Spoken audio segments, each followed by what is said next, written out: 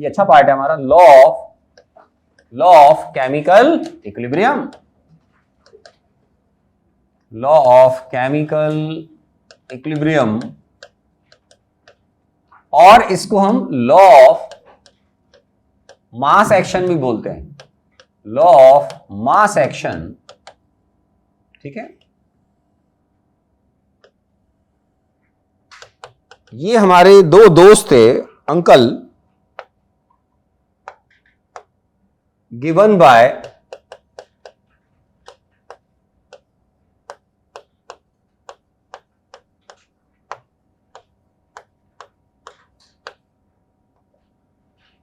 Gulberg and वोगे, दोनों मर गए।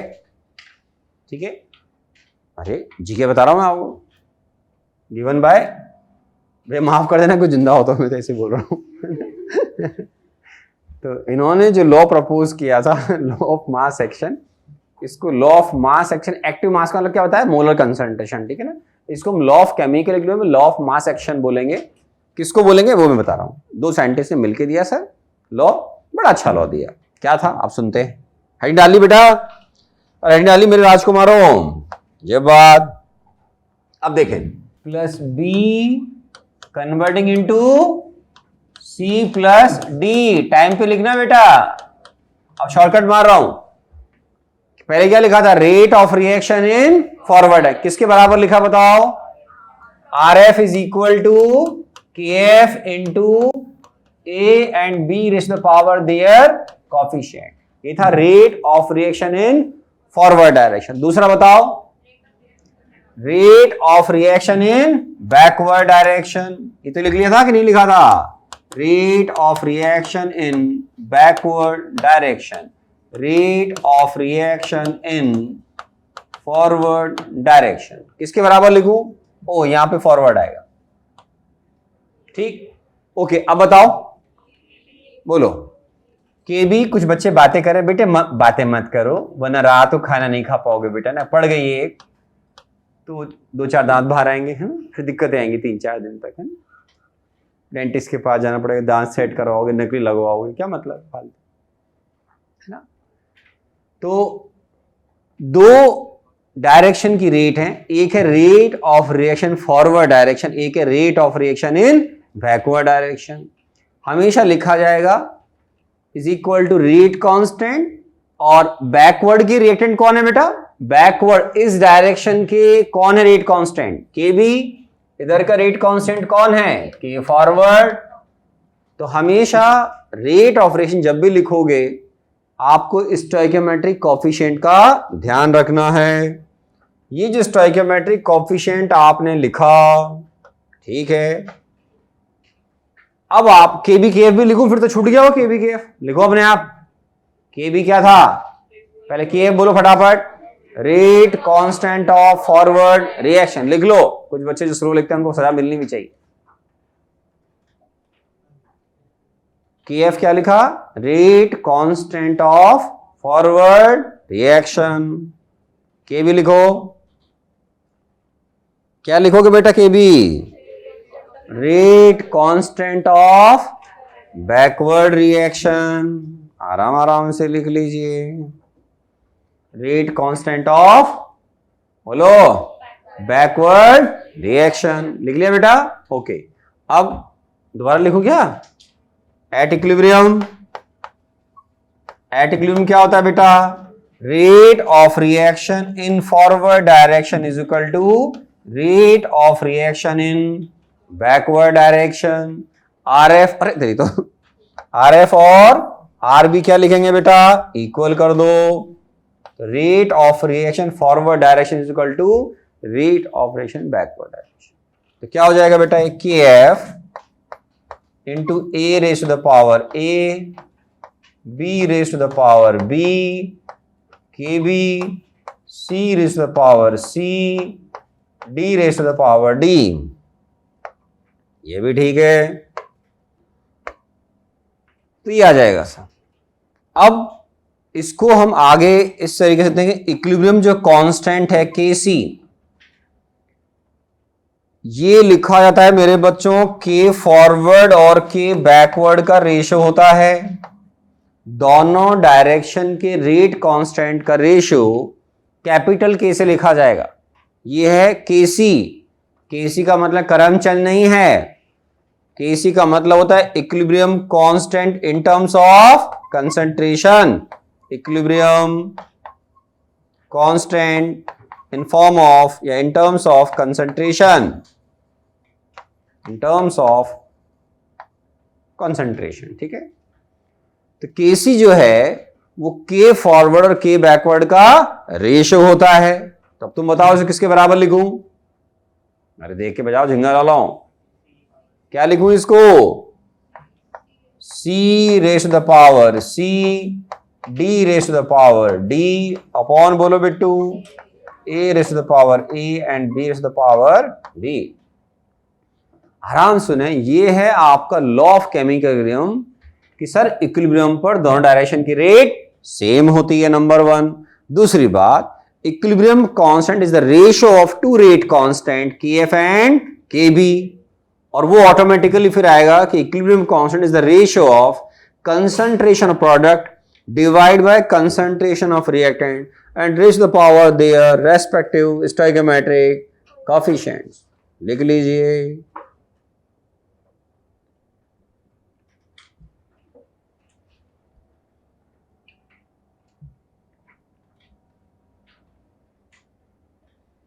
तो दो डायरेक्शन की रेट समय के हिसाब से चेंज होती हैं। क्यों चेंज होती है बेटा? क्योंकि टाइम के हिसाब से कंसंट्रेशन चेंज होती है। अब इसमें भी तुम आगे दिमाग लगा सकते हो कि मान लो ये रेट और टाइम, इसकी अपन बात करें तो हमने इनिशियली एज्यूम किया कि प्रोडक्ट नहीं थे, तो पहले रिएक्टेंट किस में कन्वर्ट होगा? बोलो, प्रोडक्ट में। तो फॉरवर्ड डायरेक्शन का रेट गिरता जाएगा।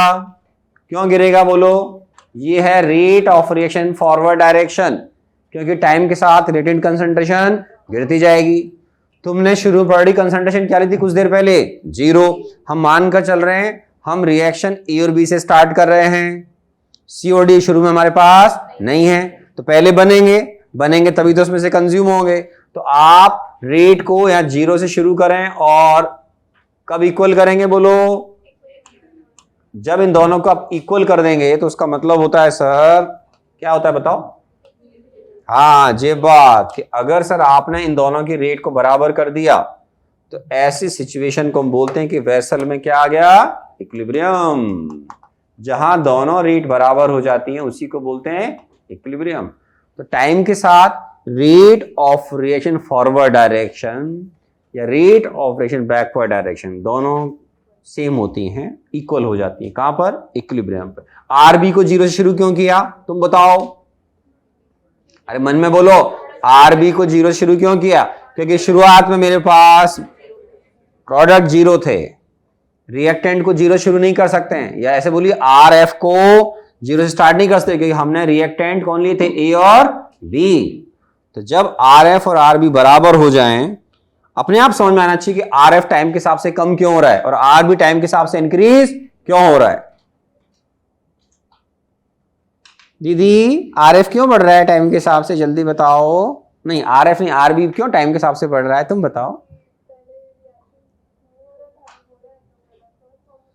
टाइम के साथ प्रोडक्ट कंसंट्रेशन 0 से बढ़ते बढ़ते इंक्रीज ही होगी, और जब इक्विलिब्रियम आ जाएगा तो फिर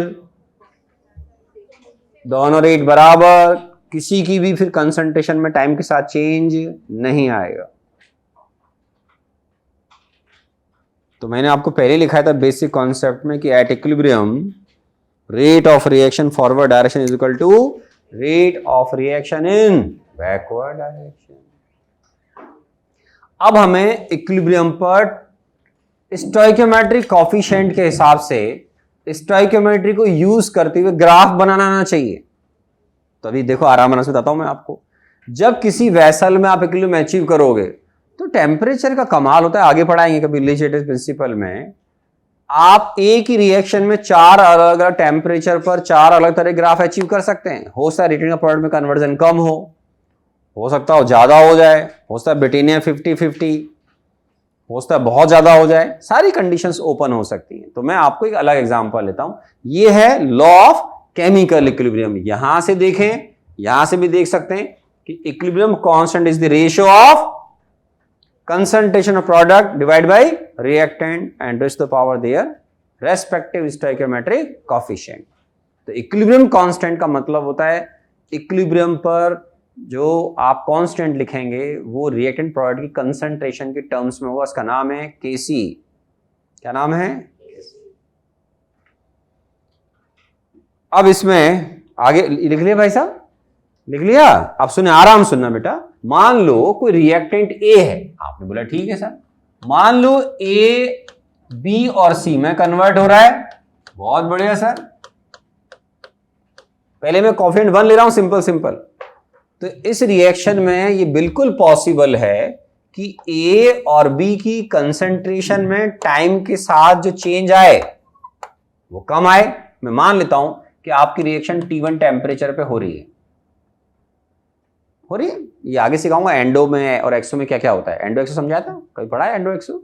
एंडोथर्मिक रिएक्शन तो इसमें हीट एब्जॉर्ब होती है, नहीं पढ़ा हो तो आगे लिखा देंगे, वो दोहराने की जरूरत नहीं है। एक्सोथर्मिक रिएक्शन तो इसमें हीट इवॉल्व होती है, ठीक है। अभी सुनना है, बाद में पढ़ लेंगे। एक केस ऐसा बन सकता है मेरे बच्चों कि ए की कंसंट्रेशन टाइम के साथ इस तरीके से कम हो, दोनों के कोफिशिएंट 1-1 है। तो जैसे आप ए की कंसंट्रेशन को डिक्रीज होते दिखाओगे वैसे ही आपको बी की कंसंट्रेशन को इंक्रीज करते हुए दिखाना चाहिए। और जहां कंसंट्रेशन में टाइम के साथ चेंज आना बंद हो जाए, इसका मतलब क्या है? वो इक्विलिब्रियम है। तो एक कंडीशन ऐसी आ सकती है। एक कंडीशन, ये ऐसी बहुत सारी कंडीशन होती है। एक ये भी हो सकता है कि रिएक्टेंट का प्रोडक्ट में कन्वर्जन 50% हो जाए। ये किसका ग्राफ होगा? सोच के बताओ, ए का या बी का या सी का? ये ग्राफ किसका है? ये कंसंट्रेशन ऑफ ए है, ये कंसंट्रेशन ऑफ बी बोल दीजिए चाहे सी बोल दीजिए, क्योंकि दोनों कोफिशिएंट सेम है, मोल पड़ा हुआ है, दोनों बराबर बनेंगे। तो आप इसको बी की कंसंट्रेशन बोलो चाहे सी की बोलो, कोई दिक्कत नहीं हमको। अब मान लो T2 टेम्परेचर पर हमने रिएक्शन परफॉर्म की, तो ये बिल्कुल पॉसिबल है कि ए का बी में 50% कन्वर्जन हो जाए। बिल्कुल पॉसिबल है सर, मैं संभावनाओं से इनकार नहीं कर रहा हूं।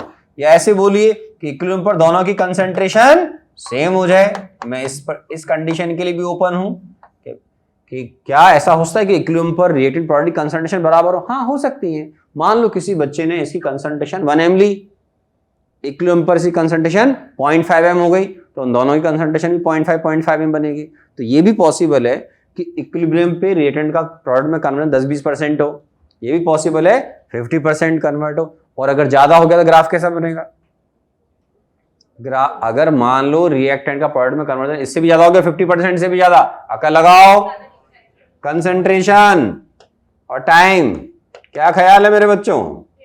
ये कुछ ऐसा बना दें, लाइक दिस, लाइक दिस। समझ में आया क्या?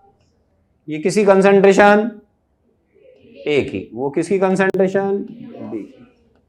जहां टाइम के साथ चेंज आना बंद, वहीं क्लेम करेंगे वेसल में इक्विलिब्रियम आ गया।